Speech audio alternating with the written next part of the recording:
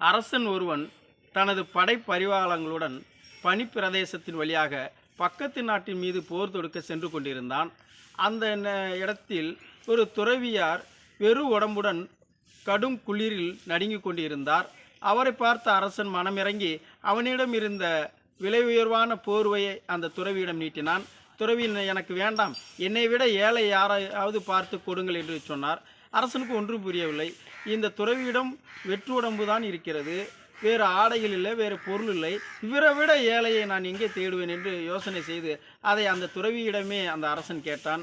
நீ யார் என்று கேட்டார். நான் அரசன். இப்பொழுது எதற்கு செல்கிறாய் என்று துறவி கேட்டார். நான் பக்கத்து நாட்டு மீது போர் தொடுத்து அந்த நாட்டை வென்று என் நாட்டோடு சேர்த்து கொள்ளப் போகிறேன் என்று அந்த அரசன் சொன்னான். அதை கேட்ட துறவியார், நீ ஒரு நாட்டின் அரசன், உனக்கு இருப்பதை கொண்டு திருப்தியாக வாழ தெரியாமல் உன் மனம் அலைபாய்கிறது, அதனால் என்னை விட மிகவும் ஏழை நீதான், ஆகவே நீயே இந்த போர்வை வைத்துக்கொள் என்று சொன்னார். துறவி சொன்னவுடன் அரசனுடைய நாணக்கண் அறிவுக்கண் திறந்தது.